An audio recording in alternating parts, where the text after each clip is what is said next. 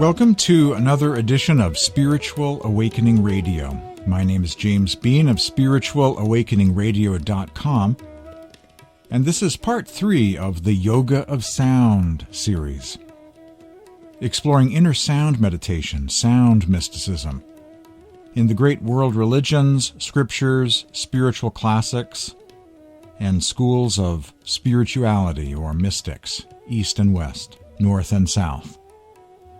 Part 1 explored briefly the Baha'i faith and, for the most part, delved into the world of Buddhism. Part 2 explored the Judeo-Christian tradition of the West and shared a passage or two from the Corpus Hermeticum as well, and shared about the sound mysticism of the Gnostics and Christian mystics. During Part 3 today, Sufism, Jainism, the Sikh religion, and Kabir Panth. Welcome to the Yoga of Sound, Part 3.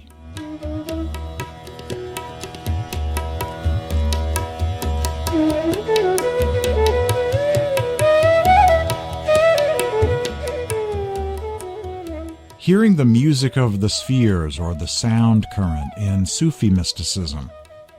A sound is vibrating in the whole of creation. When you open your inner ear, you will hear a continuous sound, which will lead you across all limitations of mind and matter.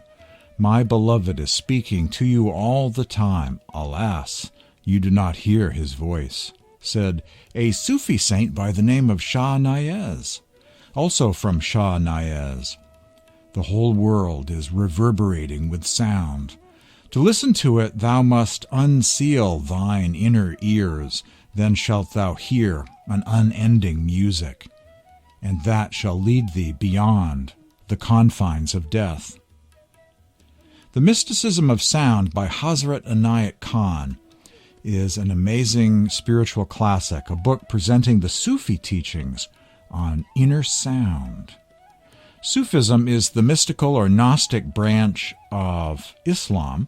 Some say it actually predates Islam. I'm not sure what they mean by that, other than there are no doubt some Christian mystical, Gnostic, Hermetic, and Platonic influences on Sufi mysticism, I would imagine.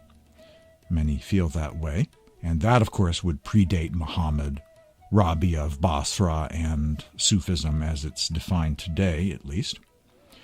Hazrat Khan has a wonderful book called The Mysticism of Sound. The Mysticism of Sound is a real treasure trove all about the Sufi take on inner sound meditation, an audible life stream, a sound beyond the silence, a sound current which makes it possible for the soul to transcend mind and body.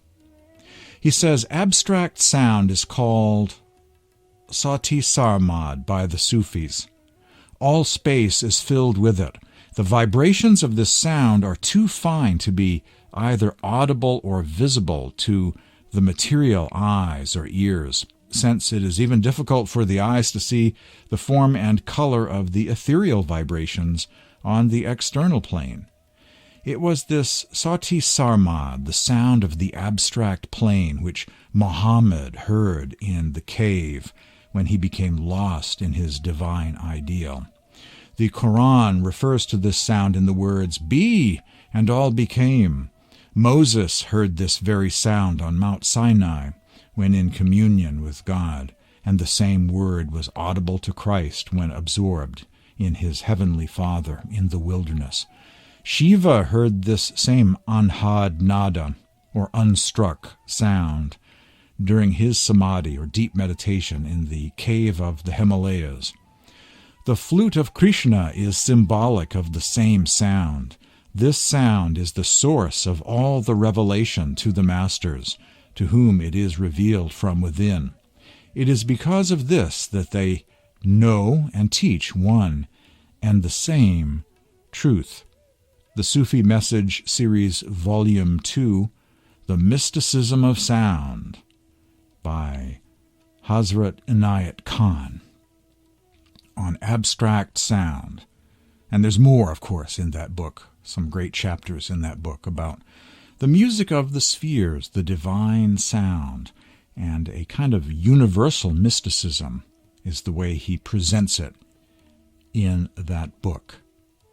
The person who is in tune with the universe becomes like a radio receiver through which the voice of the universe is transmitted, said Hazrat Khan. This is Julian P. Johnson from his spiritual classic Path of the Masters. Johnson was a fan of Hazrat Khan and actually quoted quite a bit of the Mysticism of Sound in his book. Julian Johnson, this creative current filling all space may be likened to the electromagnetic waves of the radio. More from Path of the Masters by Julian P. Johnson. The great creative current flows outwards and downwards to create, govern, and sustain all regions. It passes out from this region somewhat like the radio emanations going forth from a great broadcasting station. It is the audible life stream, the most important factor in the system of the Masters. This stream permeates the entire system of universes. A thing of great importance to us is that the music of this ever-flowing current, the stream of life, can be heard by a real master and also by his students who have advanced even a little on the path. Julian P. Johnson, Path of the Masters. A great book. A book that's online at archive.org, by the way, for anyone who wants to delve into that wonderful book by Julian Johnson. The subject of Shabd, the inner sound, the mystic music of the Creator, is such that we cannot do justice to it by discursive reasoning. All that can be said is that Shabd implies the power of God that has created and is sustaining the various grand divisions and subdivisions of the vast creation. It is a current from the ocean of consciousness and is characterized by sound vibration, or in other words, it is a live and active principle which, emanating from God, is enlivening all creation. It is the instrument with which God creates, controls, and sustains his vast universe. It acts as a lifeline between the Creator and his creation and serves as a golden bridge between the two. The divine currents, like the ethereal waves of a radio, are spread out in the atmosphere in all directions of the compass, giving out detectable strains of music. We, however, cannot catch the ethereal vibrations and listen to the divine melody until we get in tune with the infinite by adjusting our mental apparatus. Therefore, we become etherealized more and more. As we come in tune with the heavenly music, Shabd is the connecting link between God and man. That's a passage from Sant Kirpal Singh. His writings are found at the Ruhani Satsang USA website online and have a lot to offer about sound meditation. The vibrations of this sound are too fine to be either audible or visible to the material eyes or ears, says Hazrat Inayat Khan. Yet, as the masters and mystics often point out, there is another kind of hearing and another kind of seeing. The eyes and ears of the soul, the spiritual senses, can be developed. There is light coming from beyond the darkness, and there is music coming from beyond the silence. For those who have ears to hear, those who desire to meditate and discover the wonders of inner space for themselves.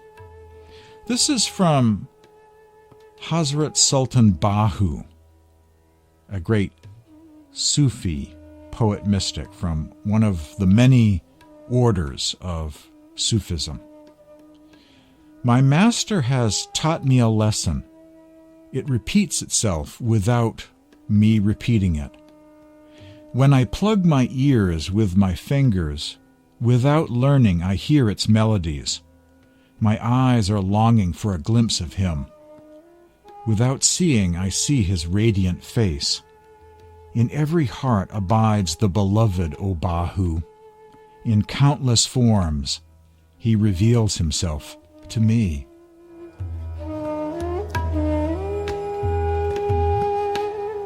Rumi once said, "Rise above thy mental horizon, O brave soul, and listen to the call of music coming from above.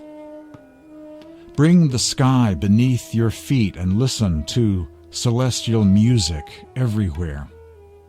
Also from Rumi. Inner sound meditation, or Nada Yoga, in Jainism, Sikhism, and Kabir Panth. Jainism, Lord Mahavira, and inner sound meditation. This is from one of the sutras of Jainism. O ascetic, meditate on the cosmic sound of Om, because it is like rain for extinguishing the fire of suffering, and it is also like a lamp which illuminates the subtle essence of the sacred teachings. It is the governance of good deeds.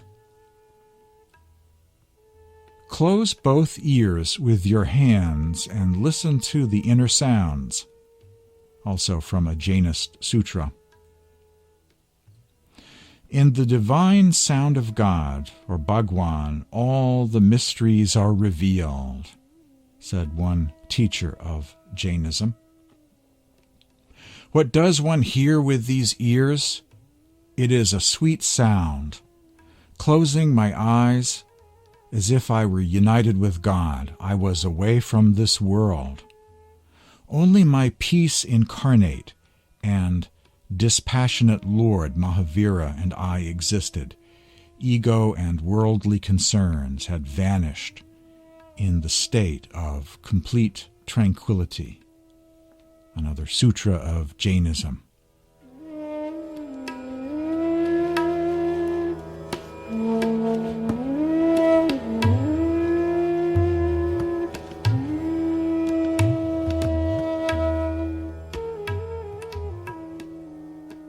Jainism doesn't get much press. Even Houston Smith, in his book on comparative religion, doesn't really dedicate a separate chapter to Jainism. There is a wonderful book called The Harmony of All Religions by Swami Sant Saviji Maharaj, which has a wonderful chapter on Jainism, as well as Buddhism and Islam and the Sikh tradition and the Sants of India and so forth. His chapter on Jainism is quite amazing and includes about the sound mysticism of Jainism. I have a copy of it in my website. Click on the library tab of my website, spiritualawakeningradio.com, and scroll down a little ways and you may notice The Harmony of All Religions, which is a book you can explore all about this in detail. The unstruck melody of the sound current, or Anhad Shabd, in the Sikh Scriptures, or Adi Granth, sometimes called the Sri Guru Granth Sahib, the Sikh Scriptures of India, Guru Nanak and the other Sikh gurus, Gobind Singh, Arjan Dev, and so on. Within me rings the unstruck melody of the Lord's flute. Yea, he in whose presence one's mind is attuned to the sound of the inner music. Seated in my higher mind, I live in communion with God, and within me rings ever the unstruck music of bliss. He, the Lord, is immersed in the unstruck melody of the Word. He, our God, is the King of the whole universe, and there in his presence rings the unstruck melody of bliss. The Lord's name has no form, and it becomes manifest through the Immaculate Lord as the unstruck melody. In the cave of equipoise do I now have my seat, and the luminous self of God has burst into me as the unstruck melody. At the 10th door rings the unstruck melody. The Lord echoes thus in every heart. Various passages from the Sikh Scriptures. They're referring to the fact that the divine Shabda or Shabd, the sound current, or Anhad Shabd, the unstruck melody, is within every human being, whether they happen to notice it or not. It's within everyone. More from the Sikh Scriptures of India. Now I've closed all the 9 doors of the senses, and at the 10th door, or third eye, now rings the unstruck melody. The third eye is also the third ear, one might say. The mind is filled with the divine music of the spheres. The Lord placed the soul in the body's cave, and the breath held the music of life. He made each body with 9 gates, referring to the senses, with the 10th gate remaining well hid, and the 10th door was open to him who truly loved the Guru's wisdom. And there lives the Lord in his multiple forms, as well as the 9 treasures of the name. His limit cannot be found. Says Nanak, the Lord is placed in the soul, in the body's cave, and the breath held the music of life.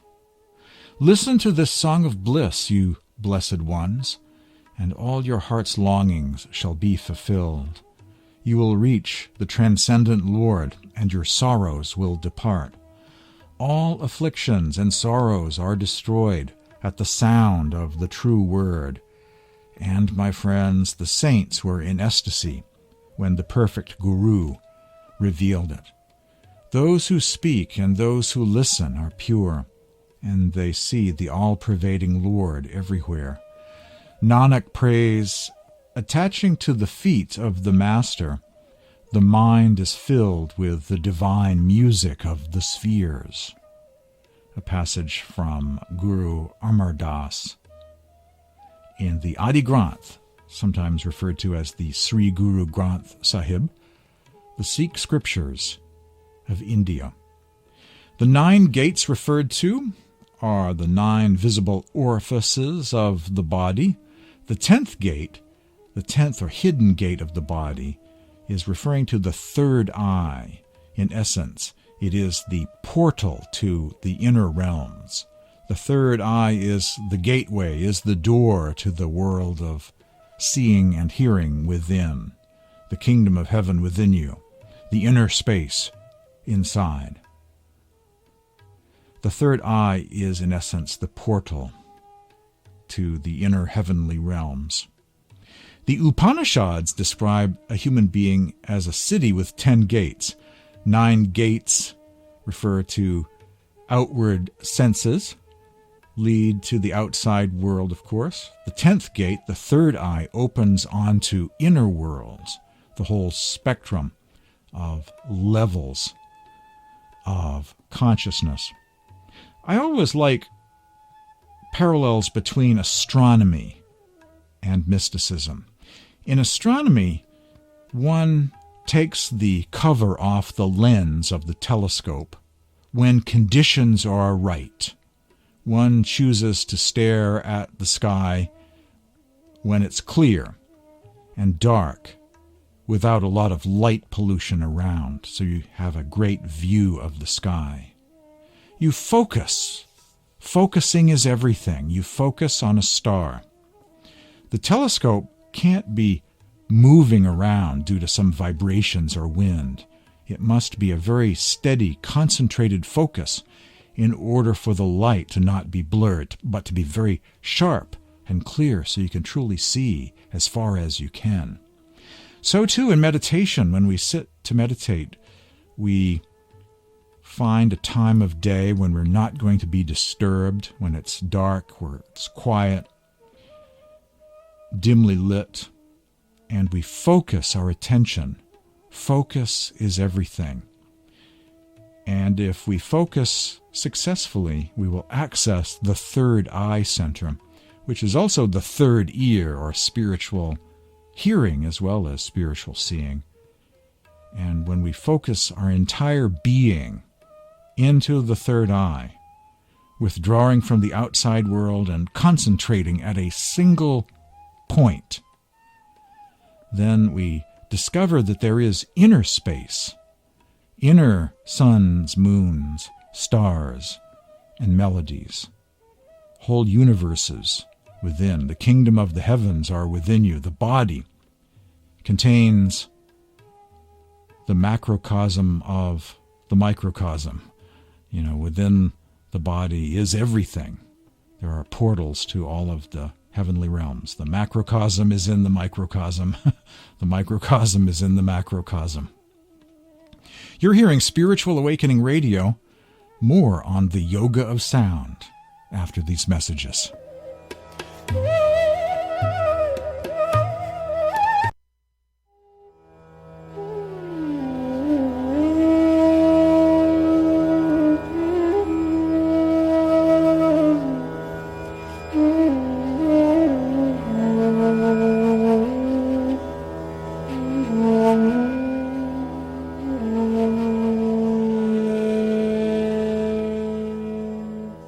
Spiritual Awakening Radio streams live every week at this time on healthylife.net, the Positive Talk Radio Network, and soon thereafter becomes a podcast available to stream or download on demand.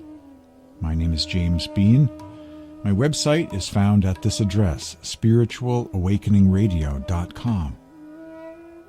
During this segment, the Prakash Mani Gita on Surat Shabd Yoga Sadhana, or meditation practice, in the Kabir Panth, the spiritual path of Kabir.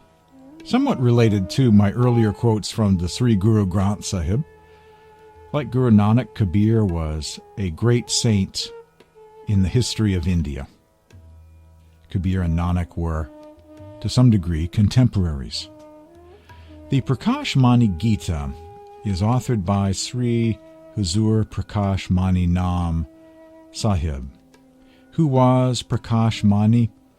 Prakash Mani was a great scholar of spirituality and was the first Acharya, or head master, in the lineage of Kabir, the Dharamdas Kabir Panth, who wrote several great literatures since the first disciple, Sant Dharamdas.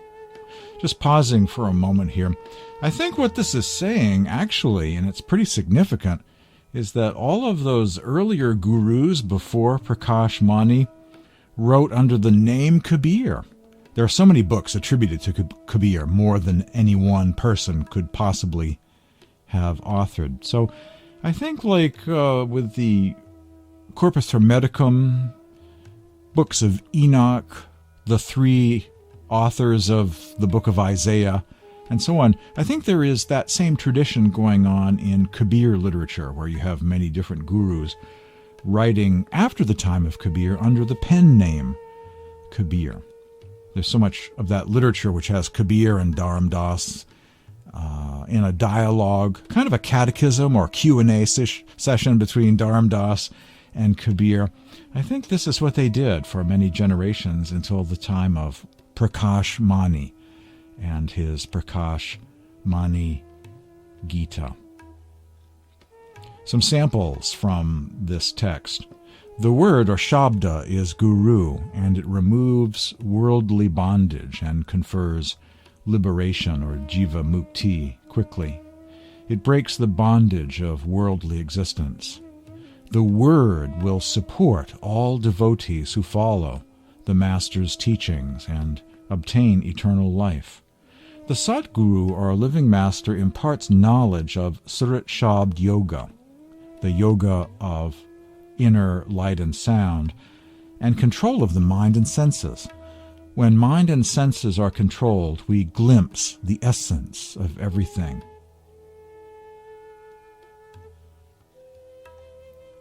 Devotee asks a question here. O Satguru, ocean of compassion, Please explain to me the significance of Nij Nam, by which the Sar Shabd, the essence of the sound or word, can manifest in my heart. Satguru, the reply from the Master. Nij Nam is that which enlightens a person. It is for the welfare of the soul. It is also called Sar Nam and Adi Nam. It is the means by which the soul obtains liberation. Though there are many names, one does not obtain salvation through them.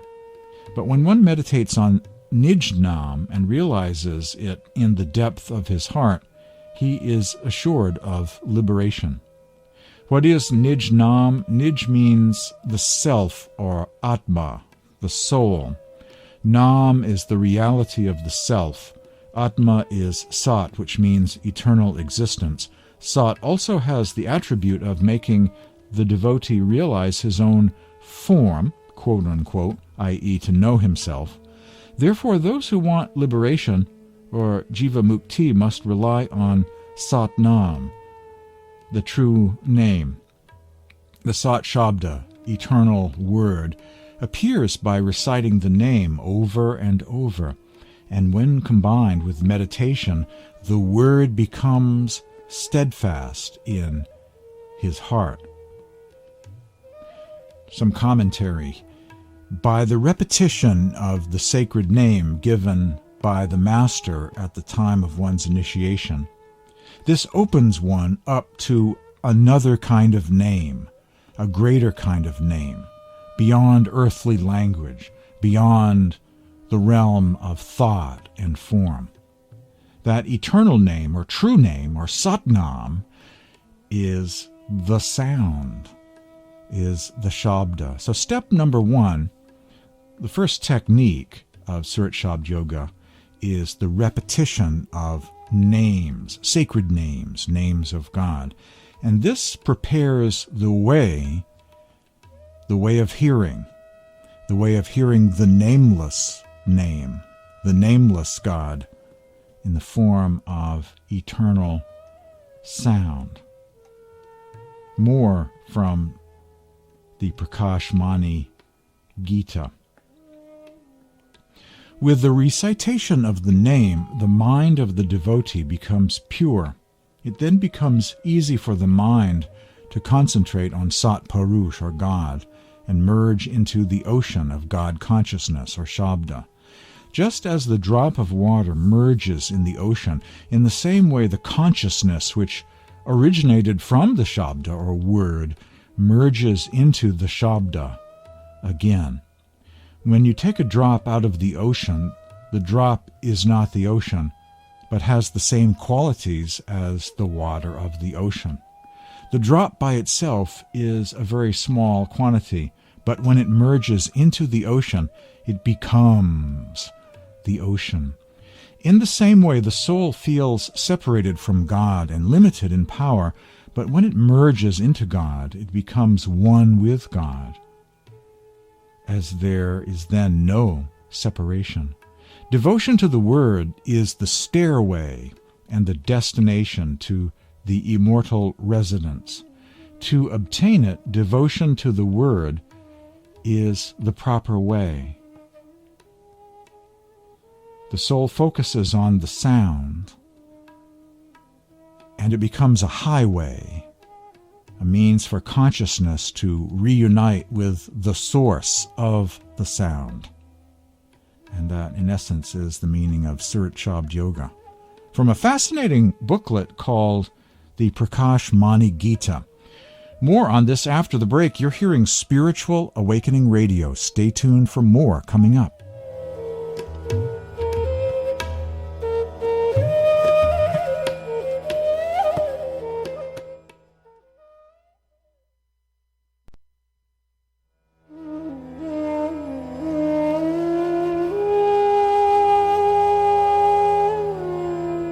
The Yoga of Sound, Inner Sound Mysticism and Meditation in the Great World Religions. Today's program is Part 3, exploring Sufism, Jainism, Sikhism, and the Kabir Panth. merging with the divine sound, returning back to the source of the sound, the point of origin, a kind of theosis or divinization. By becoming one with the sound of God, one becomes God, one merges back into the divine through the path of inner sound, meditation, called by some Surat Shabd Yoga.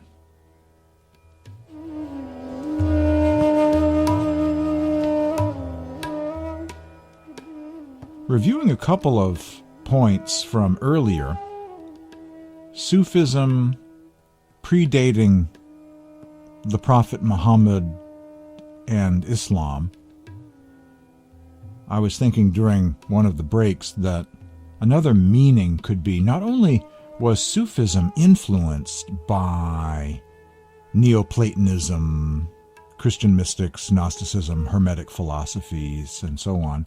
Another possible meaning to that is the perennial universalist philosophy of the ages, that prior to Islam, there were other prophets.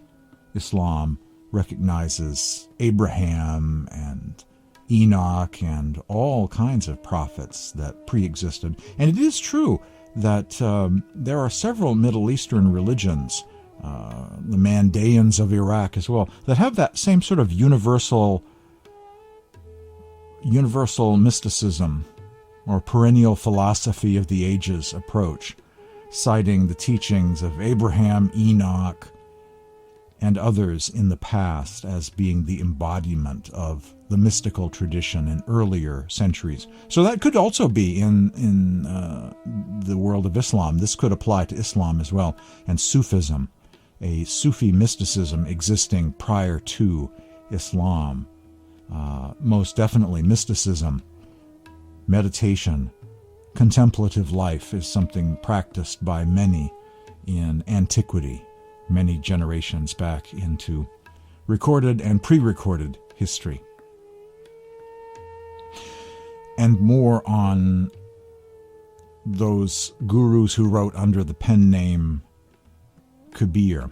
After the time of Kabir and his disciple Sant Dharamdas, there are many gurus, but we don't really have writings that are attributed to them like we do for the Sikh gurus, Arjan Dev, Guru Nanak, Guru Gobind Singh.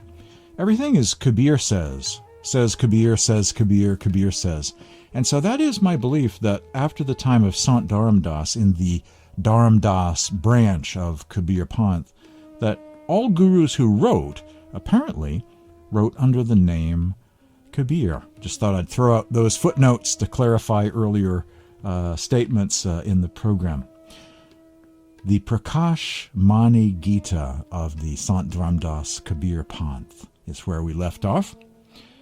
More passages from Prakash Mani Sahib of the Kabir Dharamdas Path of India. That eternal sound is in everyone, but dormant. One has to awaken it with love, devotion, recitation of the name, and meditation. That sound is unceasing and unfathomable and is full of bliss. The eternal truth or Sat, the eternal word, is hidden in every being. Without the Master, without the Satguru, the living teacher, it does not become known. The Satguru imparts knowledge of Surat Shabd Yoga, the attention faculty of the soul becoming yoked to or in union with the Shabd, the divine sound, and control of the mind and senses. When both are controlled, we glimpse the essence of everything. Thus we bow down to him that reveals this essence. The Satguru came into the world to remove bondage from souls. Those who had positive and good thoughts and pure hearts came close to him. He showered his grace on them and freed them from the worldly bondage. Whenever the devotees called for him, he appeared and with the power of the word or sound alleviated their suffering and taught them the essence of all knowledge. We need to take refuge in the Satguru, who is the manifestation of the Word. A passage from the Prakash Mani Gita, authored by Sant Prakash Mani Sahib of the Kabir line of masters. And as I read this paragraph from Prakash Mani, it sounds so Buddhist, doesn't it?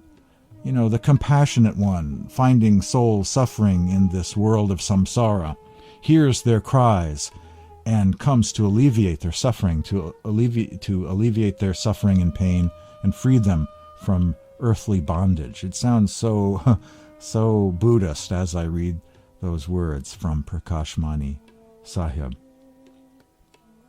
Sant Darya Sahib of Bihar, also in the Kabir tradition of the Sants of India. Light and sound arise from the primal Shabd, or Shabda. Let one make one's attention one-pointed, and let the surat, the attention faculty of the soul, catch the sound current with rapt attention. This is the way to rise to the primal Shabd. One should fix one's attention at that point where the sun and the moon meet at the eye center.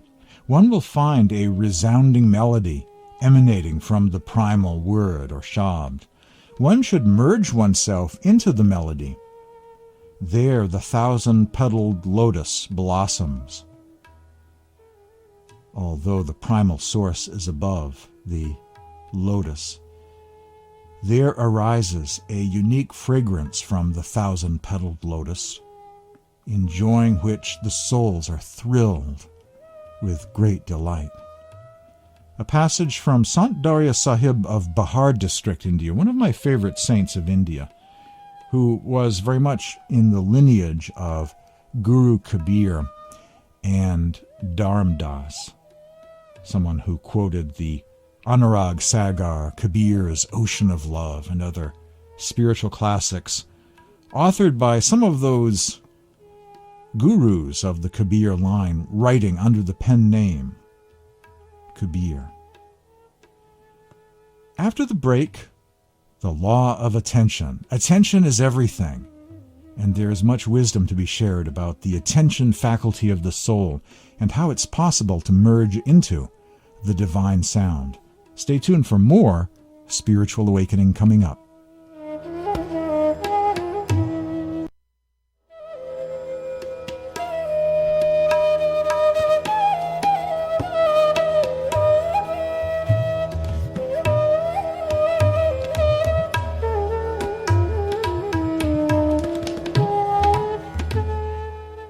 Bumper and background music is provided to this program by Maine musician Paul Alexander John, who plays the Indian bansuri, bamboo flute, collaborating with other musicians on tambura and tablas. Today's program is part 3 in the Yoga of Sound series, exploring sound mysticism and meditation for out-of-body travel in the world religions, spiritual classics, sacred texts, and in the various schools of spirituality. During part 1, I touched upon briefly the Australian Aborigines, Native Americans, the Song of the Creator and song lines, mainly Buddhism, also a couple of passages from the Baha'i faith. Part 2 was about sound mysticism in the Judeo-Christian and Gnostic traditions.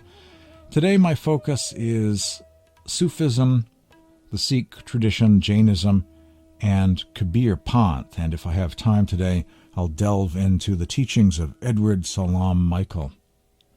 From the Prakash Mani Gita of the Kabir Panth. For meditation, the devotee has to observe the rules of yama and niyama. These are ethical, ahimsa behaviors, good conduct in thought, word, and deed.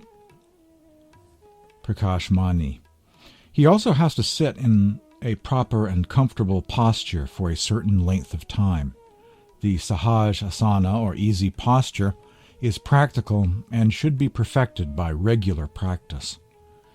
The yamas are non-violence, truthfulness, non-stealing, non-hoarding of possessions, and control of all the senses and passions. The niyamas are cleanliness of mind and body, contentment, austerity, study of scriptures, and intense desire for God realization. The devotee must control his mind, then meditate on the word. This is called Surati Dharana or Surati Shabda Dharana, which means to control the mind with the anhad nad, the unstruck melody, or the internal mystical sound current. This is the way for the beginner to get control of the mind. When the mind is fixed on the word, the inner sound, and does not waver from it, then it comes under proper control. After control of the mind, the devotee has to meditate. In meditation, the meditator realizes oneness with the object of meditation. Meditation is just like pouring honey from a bottle. The stickiness of the honey makes every drop stick to the others. In the same way, the thought waves maintain a continuous flow towards a single object. And that is a great explanation of the process of meditation and becoming one with the sound, leading to union with the Supreme Soul, or Supreme Being, according to the teachings of Prakash Mani Sahib in his Gita, or Kabir Panth scripture. I next turn attention to a very important book called The Law of Attention, Nada Yoga, and The Way of Inner Vigilance. The author is the late Edward Salim Michael, a sound mystic who has a lot of insight in his wonderful book on Nada Yoga. Nada is another term, like Shabda, meaning the unstruck melody, the singing bowl that never has to be hit, but just reverberates forever in the ethereal realms. The unhit bell, the unstruck melody, the unstruck sound, not caused by any human musician. Very much embodied in images like the celestial Krishna playing his flute, or the Celtic Christ playing a harp, the divine musician echoing throughout eternity. Edward Salim Michael, when using this mystical sound as the basic support for his meditation, the seeker should also be very alert and attentive as to where the subtler aspect of this sound is drawing him within himself. I think I'll read that sentence again. When using this mystical sound as the basic support for his meditation, the seeker should also be very alert and attentive as to where the subtler aspects of this sound are drawing him within himself. He will thus, little by little, gravitate to ever finer states of consciousness and will start to sense an out-of-the-ordinary inner continuity of being that is beyond description and that is impossible for him to experience in his habitual state. As his meditation deepens, it will bring with it a most subtle, transparent, and luminous consciousness that he will finally become immersed in and one with. He will no longer sense himself in the same way he did in the past.